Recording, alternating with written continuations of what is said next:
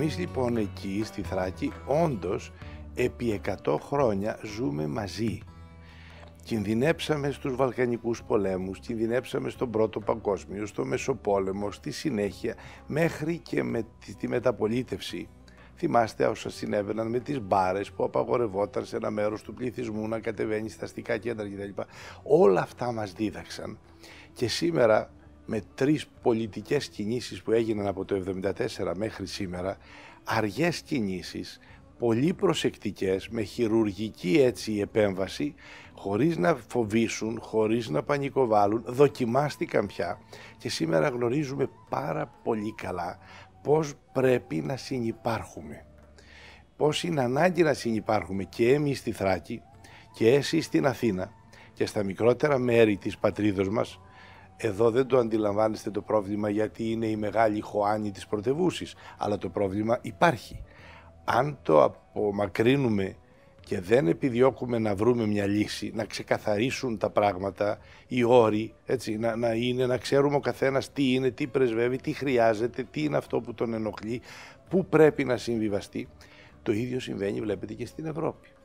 Η Ευρώπη κάνει δοκιμές για τη μετακίνηση των πληθυσμών, κυρίως των μουσουλμανικών πληθυσμών από τις χώρες της Αφρικής ή της Ασίας, είναι ένα γεγονός.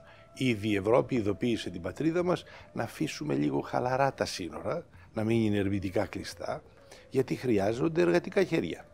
Είναι μια ανάγκη δηλαδή αυτή πλέον η μετακίνηση, όσο κι αν έχει τραγικές έτσι, διαδικασίες μέχρι ότου ολοκληρωθεί. Να ξέρουμε λοιπόν τι είμαστε, αν είμαστε, πόσο είμαστε και πώς θα αντιμετωπίσουμε, πώς θα συμπεριφερθούμε σε αυτή την πλημμυρίδα των ανθρώπων που έρχονται. Ήρθαν και είναι και μαζί μας ακόμα. Κοιτάξτε, για μας οι δικλείδες είναι 2. Η μία είναι η ευρωπαϊκή μας ταυτότητα, η οποία επιβάλλει να συνυπάρχουμε. Η σημαντικότερη, η δεύτερη, είναι η θρησκευτική, η πνευματική μας καταβολή, που είναι πολύ δυνατή, πολύ ουσιαστική και βέβαια και δεσμευτική. Δεν επιτρέπει να δούμε τους άλλους ανθρώπους ως εχθρούς, παρά μόνο όποιος και να είναι να τον δούμε σαν αδελφό. Έχω λοιπόν να επιλέξω. Θα φερθώ σαν Ευρωπαίος πολίτης, ο οποίος μπορεί και να φέρεται με έναν τρόπο καθόλου ανάρμοστο, καθόλου ανθρώπινο. Έχουμε τέτοια περιστατικά στην Ευρώπη. Εγώ όμως που είμαι συγχρόνως και ορθόδοξος Έλληνας, το Έλληνα σημαίνει είμαι ένας άρχοντας στον τρόπο που αντιμετωπίζω τους άλλους και κυρίως τους κατώτερους, τους άλλους που έχουν μια αδυναμία οικονομική, ελλείψεων κάποιων πραγμάτων, παιδείας ίσως, πώς πρέπει να τους συμπεριφερθώ εγώ, ο ορθόδοξος χριστιανός. Αυτά τα 2 πρέπει να τα βάλουμε κάτω και να τα εξετάσουμε κατά πόσο διέπουν την ιδιοπροσωπία του λαού μας σήμερα, γιατί ωραία τα λέμε σε λόγια, τα βιώνει ο κόσμος έτσι ή στην πραγματικότητα βγάζει ένα άλλο πρόσωπο. Στη Θράκη δεν βγάζουμε άλλο πρόσωπο. Γι' αυτό σας είπα στην αρχή έχουν δοκιμαστεί οι σχέσεις μας. Δεν μπορείς να κοροϊδεύεις κάποιον επάπειρον. Κάποια στιγμή θα σε καταλάβει.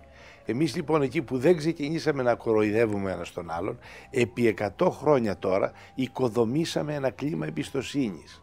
Δεν είναι τυχαίο το ότι οι μουσουλμάνοι της περιοχής έρχονται στους Μητροπολίτες, σε εμάς, και μας λένε αν συμβεί κάτι κακό με την Τουρκία, εμείς εσάς θα έρθουμε, εσείς θα μας προστατεύσετε. Και ξέρουν ότι θα το κάνουν.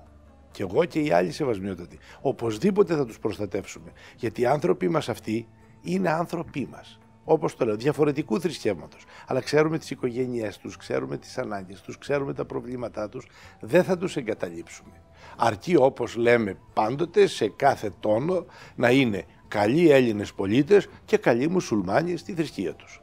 Γι' αυτό έχουμε και συνεργασία και με τους μουφτίδες της περιοχής, με τους ημάμιδες και οτιδήποτε σέβεται την αξιοπρέπειά τους και τη βούλησή τους να ζήσουν ελεύθεροι μέσα σε ένα ευνομούμενο κράτος που είναι το δικό μας και όταν μάλιστα αυτό το κράτος όπως το δικό μας μετέχει σε ευρύτερους υπερεθνικούς οργανισμούς όπως είναι η Ευρωπαϊκή Ένωση.